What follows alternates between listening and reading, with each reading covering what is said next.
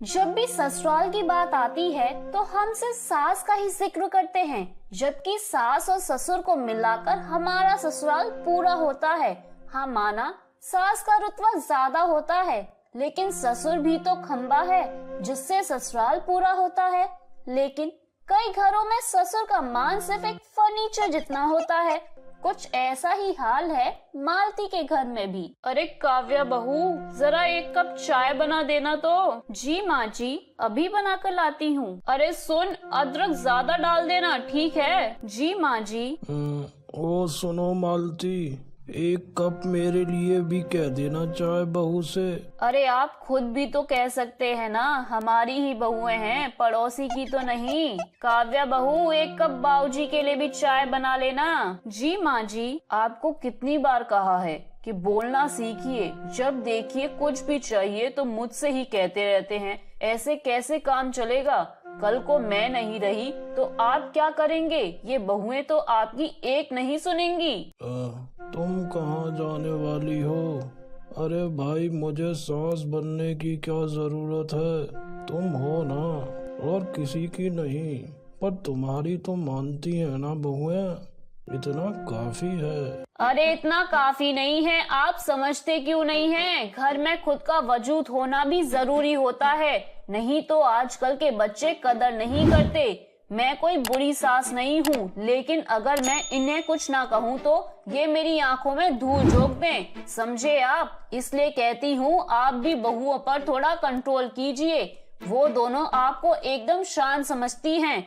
उन्हें पता है कि आप तो कुछ कहेंगे नहीं। मैं तो भाई ऐसे ही ठीक हूँ। ओए टुक टुक, चल हम पार्क चलते हैं, मैं तुझे आइसक्रीम भी खिला लाता हूँ। ठीक है दादाजी। मालती कई बार अपने पति से कहती थी कि उन्हें थोड़ा घर में ध्यान देना चाहिए, गृहस्थी को अपने हाथों में लेना चाहिए, पर गोपाल दास इन सब चीजों में पड़ना नहीं चाहते थे और इन सब से दूर ही रहते थे। लेकिन शायद किस्मत को कुछ और ही मंजूर था। डॉक्टर कह रहे हैं कि ये दवाई भी माँ पर असर नहीं कर रही है। हमने शहर के बड़े से बड़े डॉक्टर को दिखाया, पर कोई भी दवा माँ को आराम नहीं कर रही है। मेरा समय पूरा हो चला है बेटा, अब कोई भी दवा मुझ पर असर नहीं करेगी। ऐसा मत कहो मालती, तुम्हारे बिना मेरा क्या होगा? वो तो है ही जी, मेरे बिना आपका पता नहीं क्या होगा। करण अर्जुन, मेरे जाने के बाद अपने बाबूजी का ध्यान रखना तुम दोनों। तुम्हें पता है ना कितने सीधे हैं ये, कुछ चाहिए होगा तो भी नहीं कहेंगे। काव्या, आरती, तुम दोनों भी इनका ध्यान रखना। माँ तुम चिंता मत करो, हम है ना। माँ ऐसी बातें मत करो। मालती की बीमारी ठीक न हो सकी और थोड़े ही दिनों में उसकी मौत हो गई। मालती की मौत के बाद गोपाल दास बिल्कुल अकेला सा हो गया था। उसे हर वक्त मालती की कमी महसूस होती थी और दूसरी तरफ उसकी बहुओं का डर भी चला गया था, क्योंकि अब उनकी सास जो नहीं थी। भाभी, मैं क्या कह रही थी, आज शाम को शॉपिंग करने चलते हैं ना? हाँ हाँ, क्यों नहीं, चलते हैं ना। अब कौन सी किसी से इजाजत लेनी है हमें? पर बाऊजी अरे बाऊजी क्या कहेंगे? उन्हें दुनियादारी का कुछ पता ही नहीं है। हाँ वो तो है, वो तो पूरे दिन बस कमरे में पड़े रहते हैं, कुछ कहते भी नहीं। हाँ, और ना अपने पतियों को भी वहीं बुला लेंगे, बड़ा मजा आएगा। टुक टुक तो वैसे भी शाम को ट्यूशन चली जाएगी और देर से ही आएगी।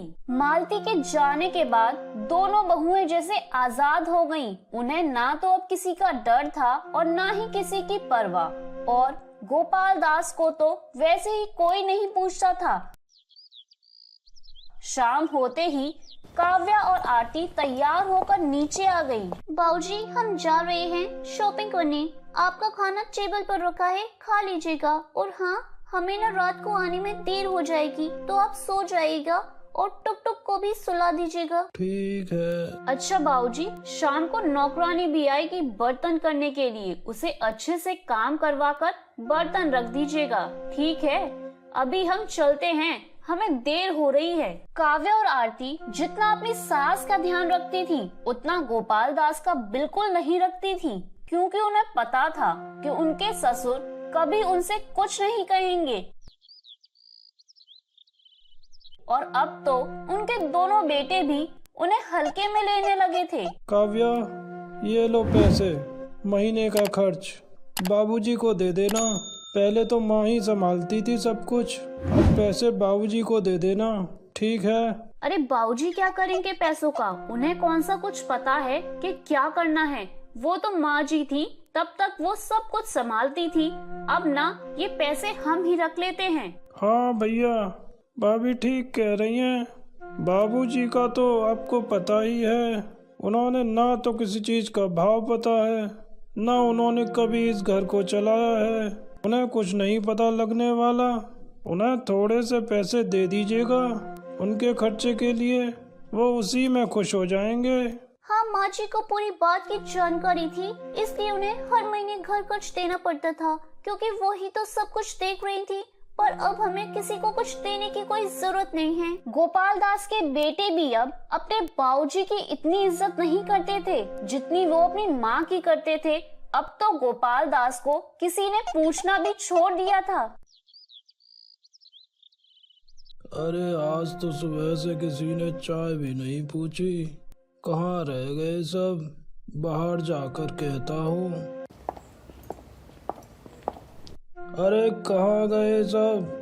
काव्या बहू, आरती बहू। दादाजी घर में कोई नहीं है। माँ और चाची अपनी सहेलियों के साथ बाजार गई हैं शॉपिंग करने। तुझे नहीं लेके गए साथ में? नहीं दादाजी, आजकल माँ जब देखो बाहर घूमती रहती है। मैं ना अभी अपने ट्यूशन जा रही हूँ। आप अपना ध्यान रखिएगा। ठीक है बेटा, ध्यान से जाना। जी दादाजी। पता नहीं क्या हो गया है बहुओं को, जब देखो तब बाहर ही घूमती रहती हैं और मुझे तो कुछ पता ही नहीं है। मालती होती तो सब कुछ हाथ में मिल जाता था। अब तो एक कप चाय के लिए भी तरस गया हूँ। चलो खुद ही बना लेता हूँ। गोपाल दास की हालत घर में रखे किसी फर्नीचर से कम नहीं थी। उसकी पत्नी जब तक थी तब तक उसे किसी बात का एहसास नहीं था, लेकिन जब से मालती गई थी उसके बाद से उसे हर चीज के लिए अपनी बहुओं को बोलना पड़ता था, और वो भी गोपाल दास की बातों को सुनकर अनसुना कर देती थी। काव्या बहू, आज मेरी तबीयत कुछ ठीक नहीं लग रही है, तुम मेरे लिए दाल चावल बना देना, मैं वही खाऊंगा। ठीक है। मैं अपने कमरे में थोड़ी देर आराम करने जा रहा हूँ। दाल चावल बन जाएं तो मुझे बुला लेना। हाँ ठीक है। गोपाल दास अपने कमरे में आराम करने चला जाता है और उसे काफी देर हो जाती है, पर ना ही कंगना ने और ना ही आरती ने उसे खाने के लिए बुलाया। अरे इतनी देर हो गई, अभी तक दोनों बहुओं में से किसी ने भी नहीं बुलाया। मैं ही बाहर जाकर देखता हूँ।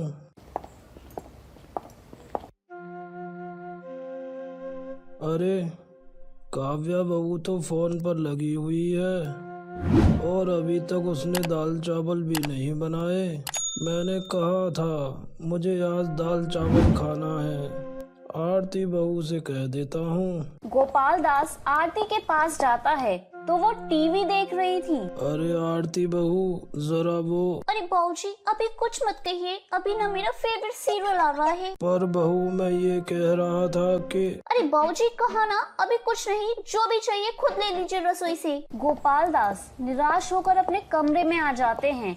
आज उसे मालती की बात याद आ रही थी। वो मालती की फोटो को हाथ में लेता है और रोने लगता है और मालती की फोटो से ही बातें करने लगता है। तुम सच कहती थी मालती, तुम्हारे जाने के बाद मेरा क्या होगा?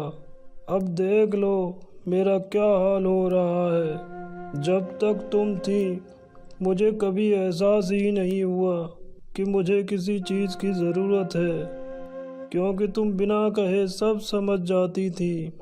पर अब मैं अकेला और लाचार हो गया हूँ मालती। काश मैंने तुम्हारी बात मान ली होती और गृहस्थी पर थोड़ा ध्यान दिया होता, तो आज हमारे बेटे और बहुएं मेरी भी उतनी ही परवाह करते। काश तुमसे पहले मैं ही चला जाता इस दुनिया से। गोपाल दास अपने कमरे में आकर आंसू बहा रहे थे, लेकिन अब उनके आंसू पोंछने वाला कोई नहीं था। शायद गोपाल दास ने अपने बहू और बेटों को ये एहसास दिला दिया था कि वो लोग कुछ भी करें पर गोपाल दास उन्हें कुछ नहीं कहने वाले, और इसी चीज का फायदा वो लोग उठा रहे थे। अपनी पत्नी मालती के जाने के बाद वो बहुत अकेले पड़ गए थे। उसने आज तक ना अपनी बहुओं को कुछ कहा था और ना ही उनसे कभी कोई सवाल किया था, जिस वजह से सास के चले जाने के बाद दोनों बहुएं अपने ससुर को हल्के में ले रही थी। ना तो वो उनकी इज्जत करती थी और ना ही उनका ध्यान रखती थी। अब तो गोपाल दास को खाने के लिए 10 बार बहुओं को कहना पड़ता था।